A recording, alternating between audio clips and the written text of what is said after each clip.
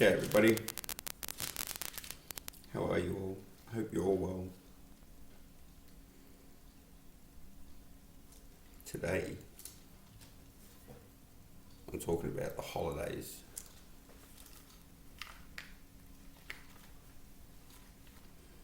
I think it's important that people know what they're actually celebrating. I think people actually should want to look into it themselves, because it's part of your life. It's something you do once a year and all this sort of stuff. What I really don't like about the main holidays, the main thing I don't like is the lies that people tell kids, like the Santa Claus and all this sort of stuff, Easter Bunny. It's just silly, because we're supposed to protect our kids, and it's just,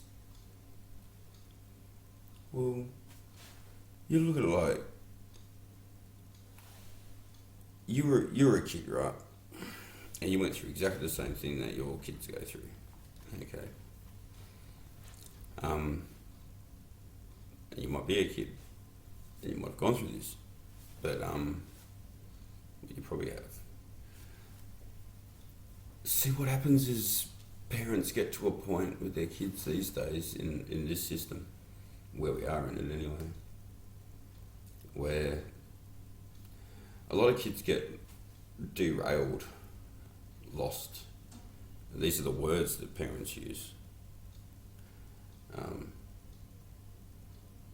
Gone bad,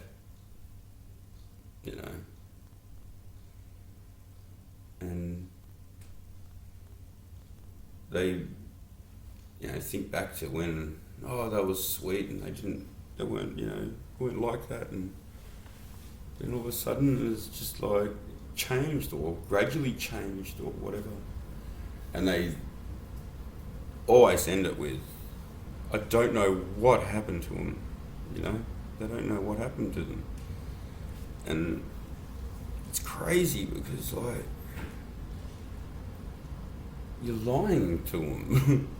And you've got to realise that there came a point in their life where someone else, if it wasn't you, told them the truth.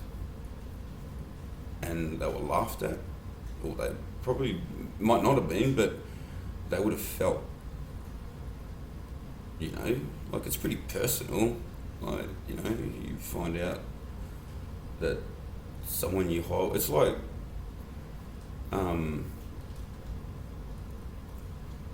someone pulling the rug out from under you, It's, when you're a kid, you haven't got much, you've got your toys, your cartoons, school, your mates, and your family, obviously. But I mean the other things besides your family. Okay? And then there's these other things that are made up, that are their wonders and whatnot, and same as the NASA setup. It's putting images in their heads and ideas and things, and building them up to a point where they love this thing, genuinely love it. They look forward to it. It gives them emotions, like up and down emotions, angry and sad and happy and, exhilarated. Just, wonderment and all that sort of stuff. And it all gets taken away. It doesn't get taken away completely, but the wonderment and all those things I described, they get taken away. And then maybe there's a gradual breakdown of mistrust over time. See? Because, parents don't realise, or I didn't realise, that you initiate the lie. And then when your kids lie to you, and you turn around at them and you go, how do you lie to me? And you punish them for it. And they look at you and they go, well, who's punishing you? Who punished you for lying to me? No one. Where's my justice? You know what I mean? Maybe your kid doesn't think that directly, but I guarantee you he feels that way. I guarantee you subconsciously his mind goes that way. So no wonder it's so hard to break out of NASA and that wonderment and all that sort of thing. It's the same thing. It's taking their Santa Claus away. You're taking their Easter Bunny away. No wonder they're carrying on like kids and they don't want to let go of it. But it all stems, as far as I'm concerned, from those first lies. We set our kids up. We bring them into a community, and the first thing we do is celebrate Christmas or Easter. That's the big thing, because it's their first one, and then every year they look forward to those three things once they grasp the concept. It's unbelievable. First we set them up with the emotions and the feelings and stuff, and everybody comes around and it's a big happy moment, and everyone gets it. And once a year everyone gets their own separate little one. Well, I don't do that. I don't celebrate people's birthdays. I don't celebrate Christmas. You might think I'm mean, but my friends actually love me because my friends and family, not so much my family, because well, put it this way, I haven't spoken to them in probably 11 years. And I was around them for probably about, 4 years? And before that, another 8 years. And then I was with them, 4 years again. And then that's when I was a kid. I was 10 and I was lost. And yeah, anyway, and they didn't send me to school or anything. I was neglected and stuff. And then my mum eventually found me when I was 10. I was lost from when I was 6. She gave me to my dad, and he didn't hold on to me, basically. And anyway, so that's me. But anyway, where was I?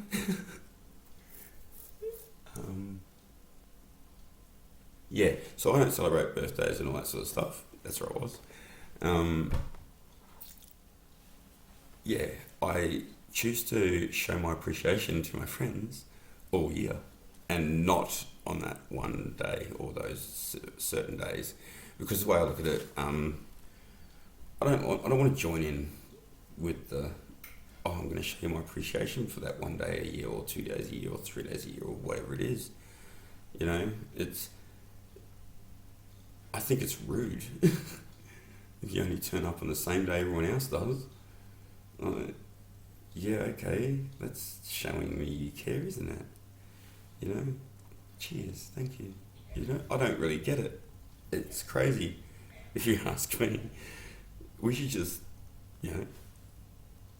just be spontaneous. You just every now and then turn up with a gift and, whatever. Take them out, do stuff. It's so easy, and it makes your life better. It's, far out. And if you're out there pleasing people, you can't go wrong. I'm telling you, it makes you feel so good. And anyway, here I'm going to give you guys some knowledge. Okay, holidays, definition. Days usually marked by the time off from secular work and school for commemoration of an event. Such days may also be occasions for family or community festivities. Woohoo! Participants may view them as being religious or as being largely social or secular affairs. Is Christmas a celebration based on the Bible? Date of the celebration. McClintock and Strong's Cyclopedia says, the observance of Christmas is not of divine appointment, nor is it of New Testament origin. The day of Christmas birth, the day of Christ's birth cannot be ascertained from the New Testament, or indeed from any other source. New York, 1871, volume P, page 276. Luke 2:8-11 shows that shepherds were in the fields at night at that time of Jesus' birth. The book Daily Life in the Time of Jesus states the flocks passed the winter under cover, and from this alone it may be seen that the traditional date of Christmas in the winter is unlikely to be right, since the Gospel says that the shepherds were in the fields. New York, 1962, Henry Daniel Rops, page 228. Yeah, I know, it's so funny. People for years have been celebrating his birthday, and it was more like around the month of Nisan, which is more around now, around this time of year.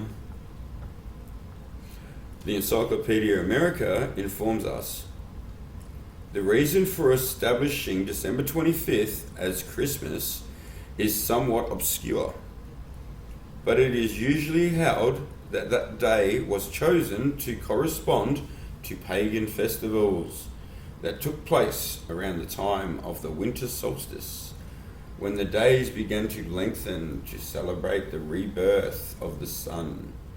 The Roman Saturnalia, a festival dedicated to Saturn, the god of agriculture, and to the renewed power of the sun, also took place at this time. And some Christmas customs are thought to be rooted in this ancient pagan celebration. 1977, volume 6, page 666. Wow, that is awesome. That's crazy awesome. Whoa. Christmas is a mark of the beast. It might be, probably is. Jehovah's Word says not to drag the pine tree inside and decorate it like the pagans have a custom. Anyway, the New Catholic Encyclopedia acknowledges the date of Christ's birth is not known. The Gospels indicate neither the day nor the month, according to the hypothesis suggested by H. Usner, Usner, and accepted by most scholars today. The birth of Christ was assigned the date of the winter solstice, December 25th, in the Julian calendar,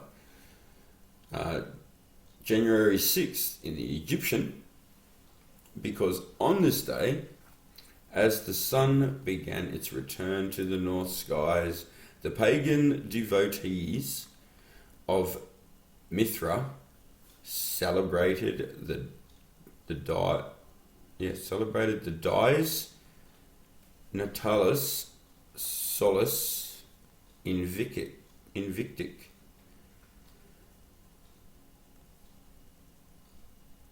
It's Natalis solis solis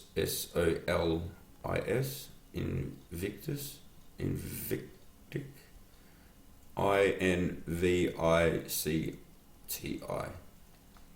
birthday of the invincible sun. On December 25th, 247, that's the year, Alurin had proclaimed the sun god principal patron,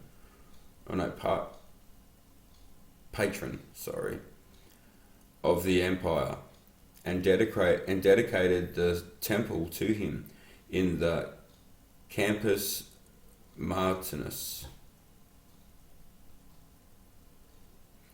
Christmas originated at a time when the cult of the sun was particularly strong in Rome. 1967 volume III, page 656. Wise men or magi led by a star. This is funny. I wonder if they go where I went. Those magi were actually astrologers from the east. Matthew 2:1-2. Is it the New World Translation? And NE is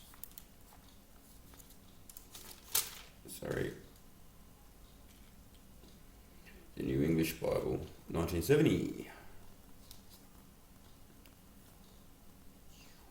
Although astrology is popular among many people today, the practice is strongly disapproved in the Bible.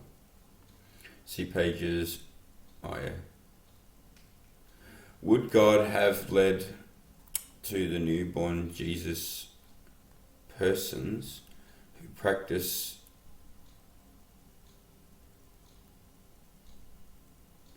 Would God have led to newborn Jesus persons who practice what he condemns?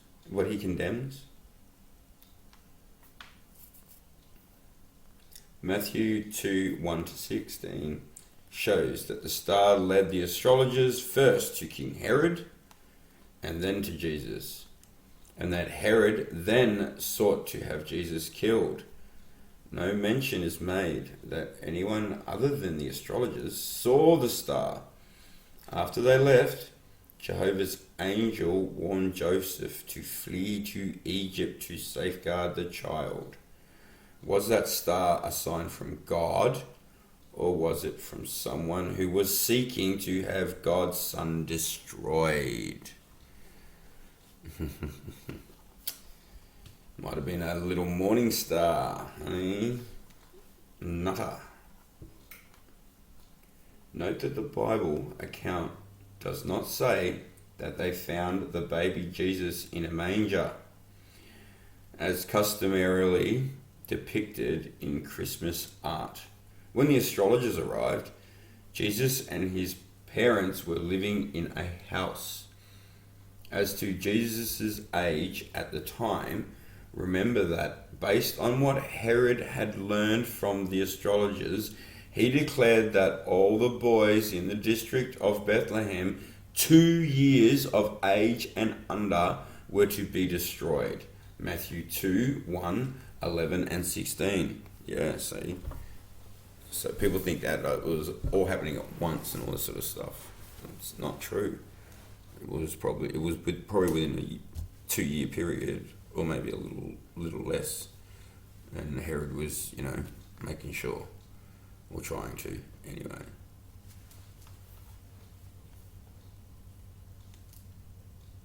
Oh, and they might talk about it. Actually, I was just going to say about how they went to the census when Mary was pregnant. So that was the first census ever, apparently, and it was held by Caesar Augustus. And there might be a record. I don't know. Maybe some people are holding it and hiding it from us. Don't know. Could be. But there was a record made, and it would give us a bit of time there, at least within, we could be out by months if we had that record. But yeah. Gift giving as part of the celebration. Stories about Santa Claus, Father Christmas, etc. Germans. The practice of gift giving is not based on what was done by the Magi, as shown above. They did not arrive at the time of Jesus' birth. Furthermore, they gave gifts not to one another, but to child Jesus, in accord with what was then customary when visiting notable persons. The Encyclopedia America states, during this Saturnalia festival prevailed. During the Saturnalia festival prevailed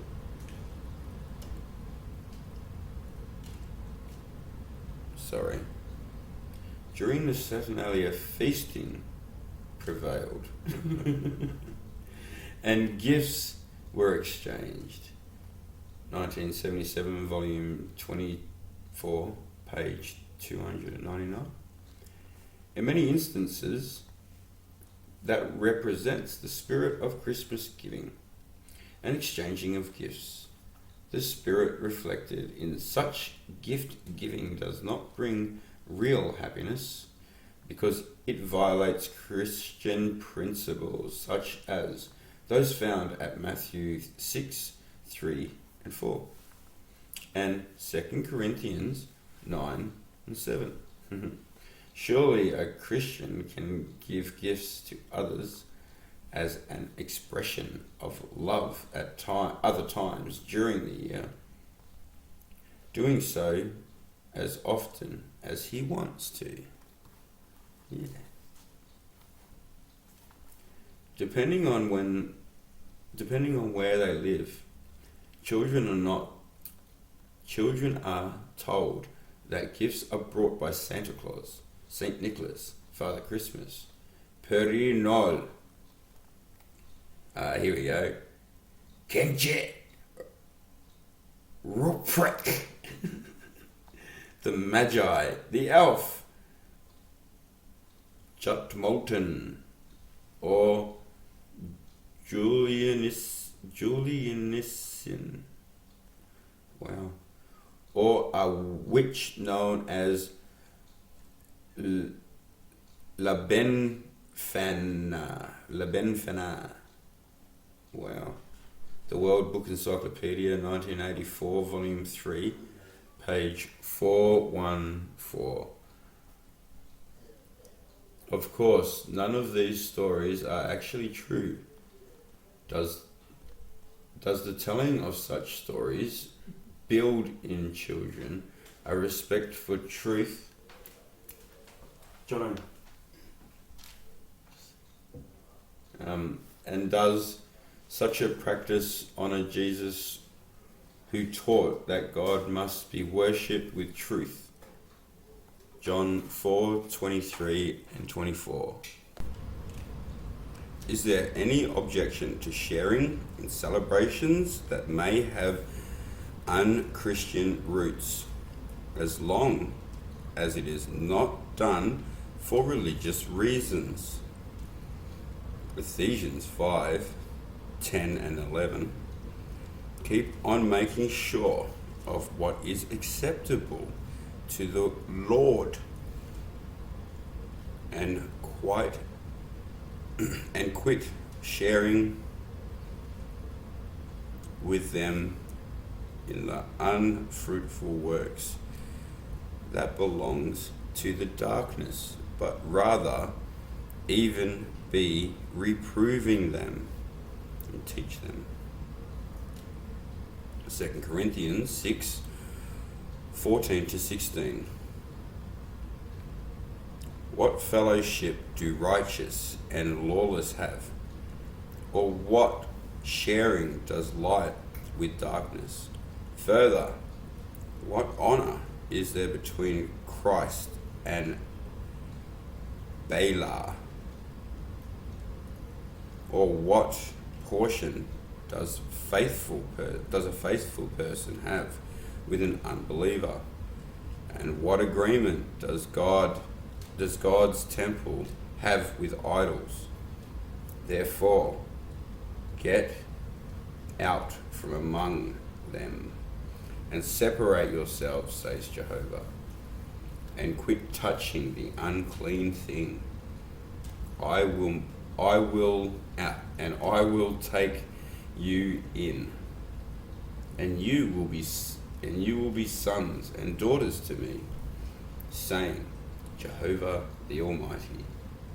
Genuine love for Jehovah and a strong desire to please him, to be pleasing to him, will help a person to break free from unchristian practices that may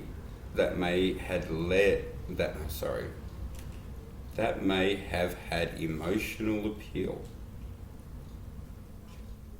A person who really knows and loves Jehovah does not feel that by shunning practices that honor false gods or that promote falsehood, he is in any way deprived of happiness. Genuine love causes him to rejoice, not over unrighteousness, but with the truth. See 1 Corinthians 13:6. Compare Exodus 32:4-10. Notice that the Israelites adopt an Egyptian religious practice, but gave it a new name, a festival to Jehovah. But Jehovah surely punished them for this. Today we see only 20th century practices associated with holidays and 21st. Some may appear harmless, but Jehovah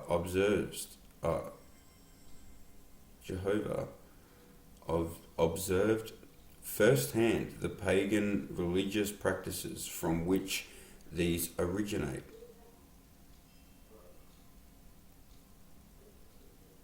Should not this view be what matters to us? Illustration. Suppose a crowd come to a gentleman's home saying they are there to celebrate his birthday. He does not favor the celebration of birthdays. He does not like to see people overeat or get drunk or engage in loose conduct. But some of them do all those things.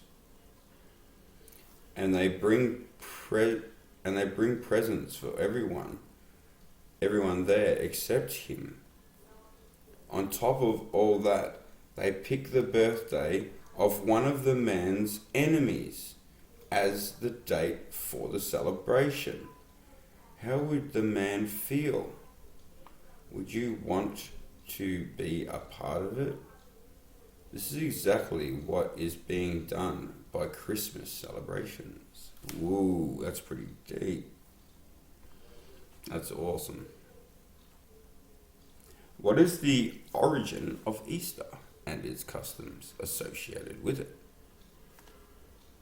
The Encyclopedia Britannica comments, there is no indication of the observation of the Easter festival in the New Testament or in the writings of the Apostolic Fathers.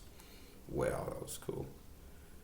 The sanctity of special times was an idea absent from the minds of the first Christians.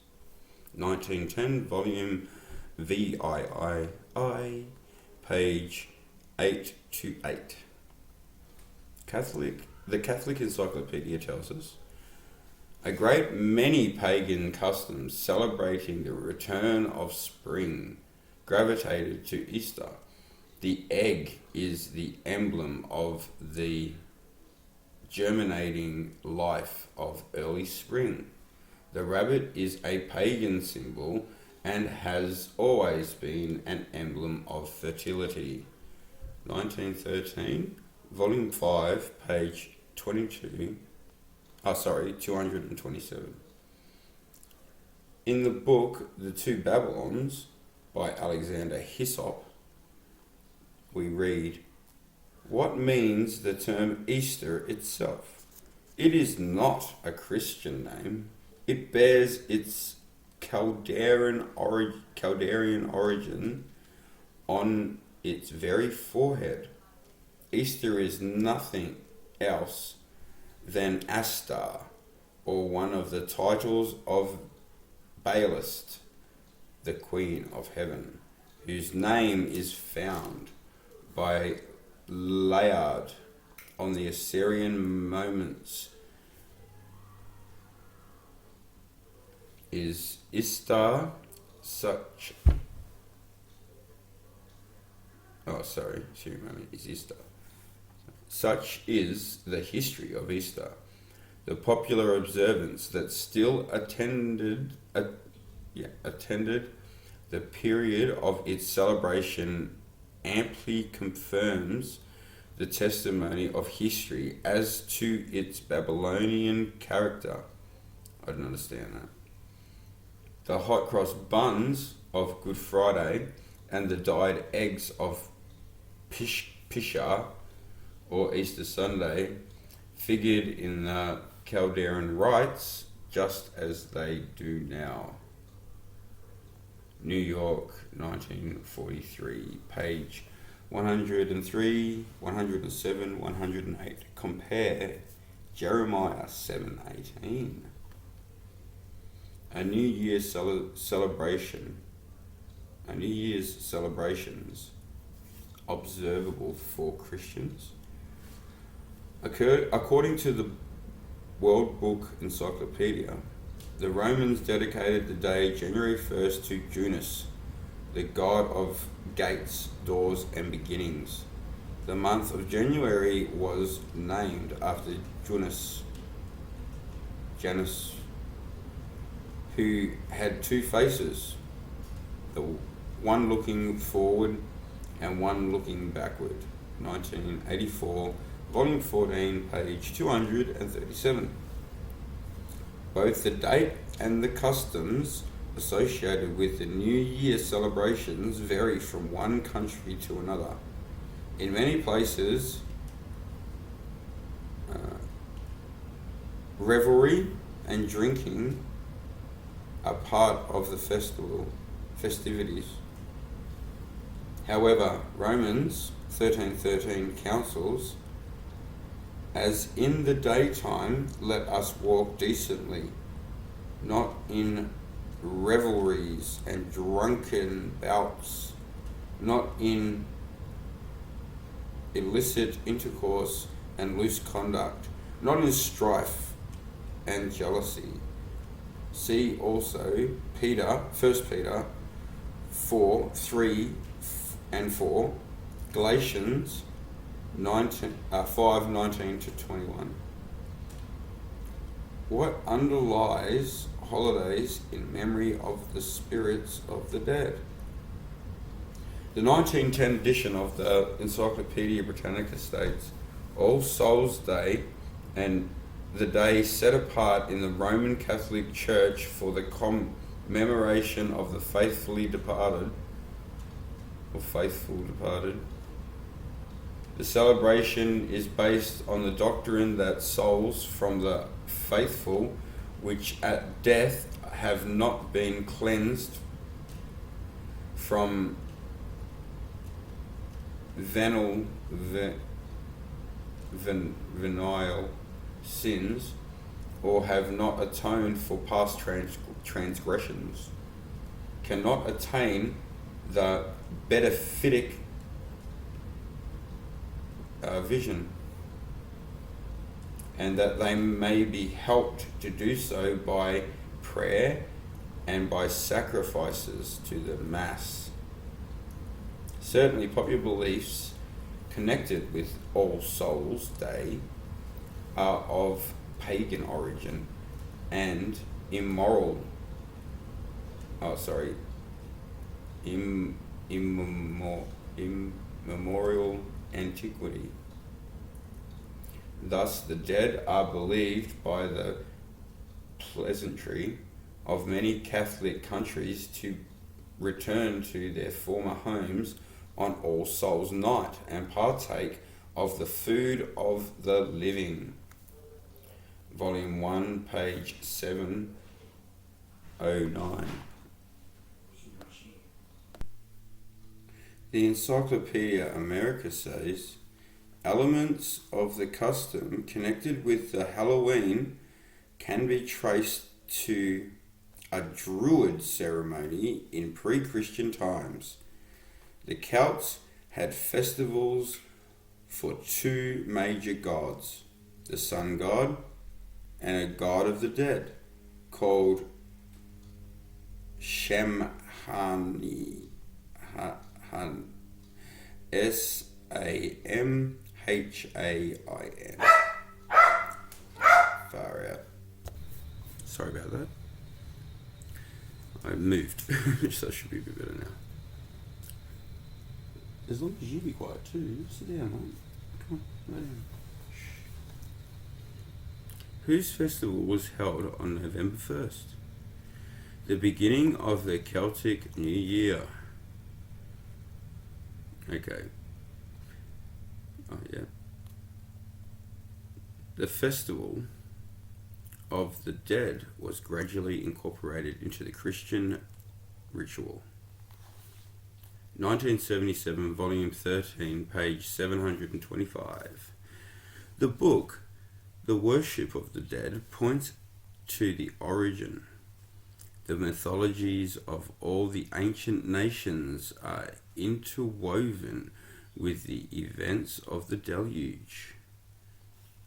The force of this argument is illustrated by the fact of the observance of the great festival of the dead in commemoration of the event, not only by nations more or less in communication with each other, but by others widely separated by both by the ocean and centuries of time. The festival is moreover held by all on or about the very day on which, according to the Mosaic account, the deluge took place. Viz, V-I-Z, the 7th day of the second month, the month nearly corresponding with our November. London, 1904, Colonel J. Garnier, page 4. Thus, these celebrations actually began with an honouring of people whom God had destroyed of their badness in Noah's day. Genesis 6, 527 and 7 and 11. Chapter 7 and 11, that is. Such holidays honouring spirits of the dead as if they were alive in another realm, are contrary to the Bible's description of the dead. As stated, of complete unconsciousness. Ecclesiastes 9, 5 and 10, and Psalms 146, 4. Regarding the origin of belief in immortality of the human soul, we've already spoken in one of the earlier videos, if you've only hearing this one. What is the origin of Valentine's Day? The World Book Encyclopedia informs us Valentine's Day comes from the festival day of two different Christian myths. Named Valentine. but the customs connected with the day probably come from an ancient Roman festival called Lupercalia, Lupercalia,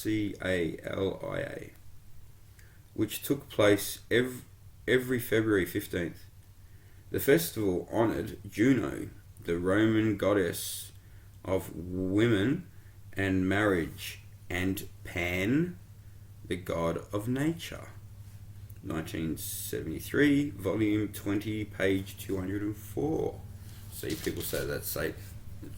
No, it's a mythological god, probably one of the fallen or one of their offspring. What is the origin of the practice of setting aside a day to honour mothers? The Encyclopedia Britannica says, a festival derived for the custom of mother worship in ancient Greece. Formal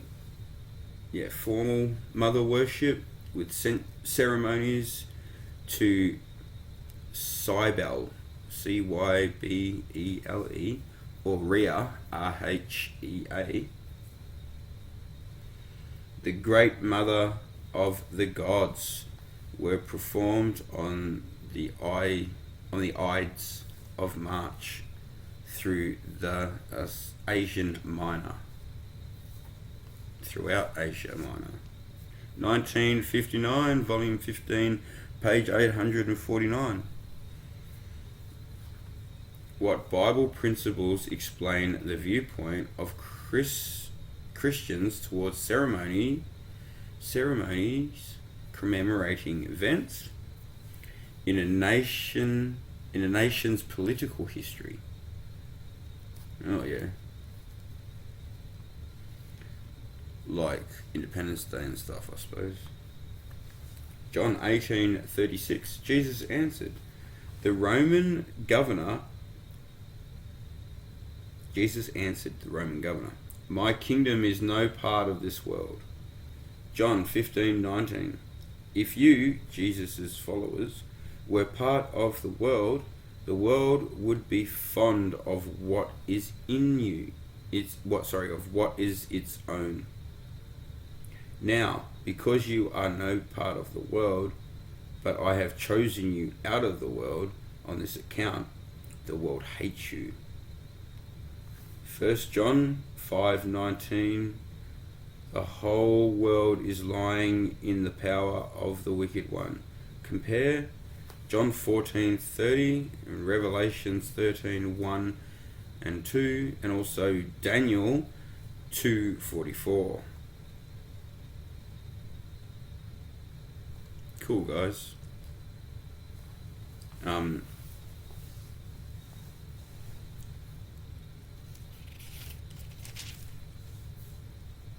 I just want to apologise to everybody for the video I put up. I didn't realise. I'm very sorry. If I had realised, I wouldn't have. I had already beeped some out. I just don't know where my head went. I'm really sorry. I've done you all a disservice, and yeah, I took it down as soon as I realised. I wonder why I was getting, bad feedback. And I thought, what's going on? What's this all about? So I looked at it. So I've done something wrong here. I have to have had a look at it, and yeah. And it was only mucking around video anyway, so it doesn't really matter. Images. Definition. How long is this video so far? Okay. Nah, I'll keep going. Images. Definition. Usually visible representations of persons or things. An image that is an object of worship is an idol. Those who perform acts of worship before images often say that their worship actually is directed to the spirit being represented by the image. Such use of images is customary in the non-Christian religions regarding Roman Catholic practices.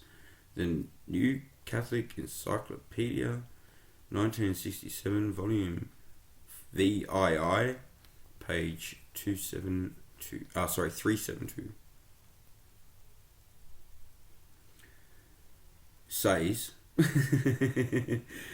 since the worship given to an image reaches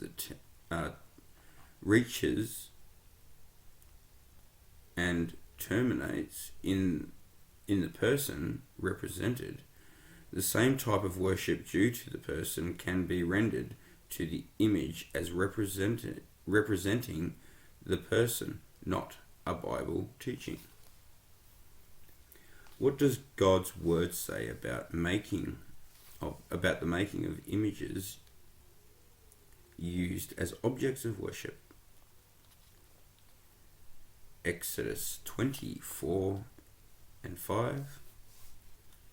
You should not make yourselves a carved image or any likeness of anything in heaven or on earth beneath or in the waters under the earth. You shall not bow down to them or serve them, bow down before them or worship them. For I, Yahweh, your God, am a jealous God. Italics added. Notice that the prohibition was against making images and bowing down before them. Leviticus 26:1. You must make no idols. You must set up neither carved images nor standing stone, sacred pillar. Set up no sculptured stone in your land to prostrate yourselves in front of it. For it is I, Yahweh, who am your God. No images before which people might bow in worship was ever to be set up. From other Bibles. 2 Corinthians 6:16 from that Bible. The temple is God. The temple of God has no common ground with idols, and that is what we are, the temple of the living God. 1 John 5:21. My little children, be on your guard against idols, false gods.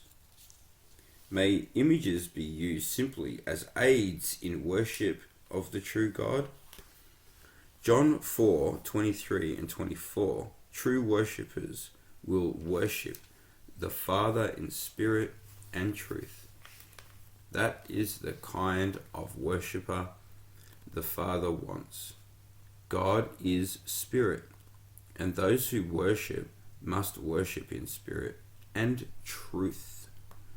Those who rely on images as aids to devotion are not worshipping God in spirit, but they depend on what they can see with their physical eyes.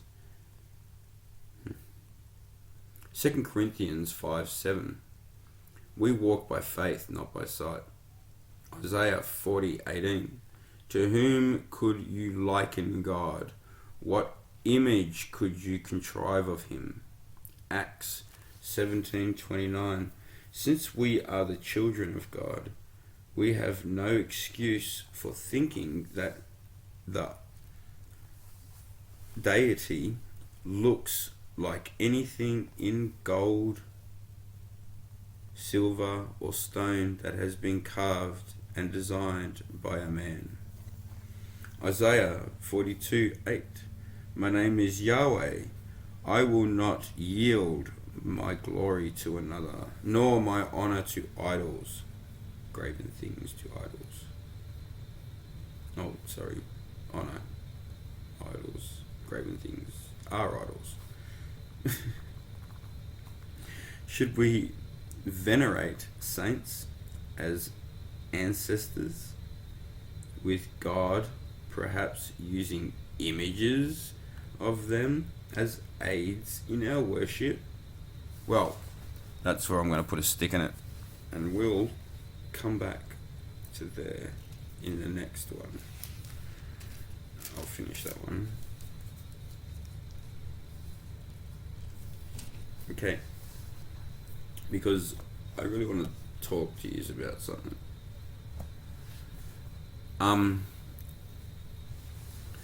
People ask the question, why am I here? Who am I? What am I? What's this all about? Well, I know a few things, and I wanted to let you guys know those few things I know, because they're good things to know. You know how like they say that God is love? And the Bible says God is love. God says He's love. So, my point is, if we're made in His image and we're reflections of Him, and we're made by Him, then we are loved too. Now, I can prove to you that you are the product of love. I can prove it. You know why? Because the only way that you're here is through love. Your parents loved each other. Maybe not now, but at the moment that you were conceived, the moment that you became, the moment you were created, it was from love. So you were made out of love. And so were they. And so were they. And so were theirs and their parents and their parents. And yeah. All the way back to Adam and Eve. So it takes love to make love. Unfortunately, that only applies to a certain point in these days, doesn't it? There's a lot of lust. There's a lot of unwanted pregnancy, which is sad. Like, I understand women say that it's their, it's their body and it's their choice. Yeah, that's fine. I get that. But that's a bit of a cop-out as far as I'm concerned, because you're making that statement after the fact. And the statement still applies when you became pregnant, when you did the act of getting pregnant. It's your body. It's your choice. I agree. But I don't think women see that they take control of their body in one sense to destroy life, but don't acknowledge that they are behind the steering wheel and ultimately responsible in the first sense when they get pregnant. Unless, for reasons, things happen, but you know what I'm talking about, hopefully. Like, you're responsible. Yeah, you should be responsible all the way. There shouldn't be abortion clinics, really, guys. It should only be an option for people who are raped and things, like the things I said, what I was sort of alluding to a second ago. But anyway, that's basically what it should be for. People that were violated into that position and want to be out of it. Like, I understand that, like, whatever. That's not, and still, that's, everything is other people's choices. This is just my opinion. But, you are love. You were made from love. So, really, we should respect ourselves and that act, because that act is how we all got here.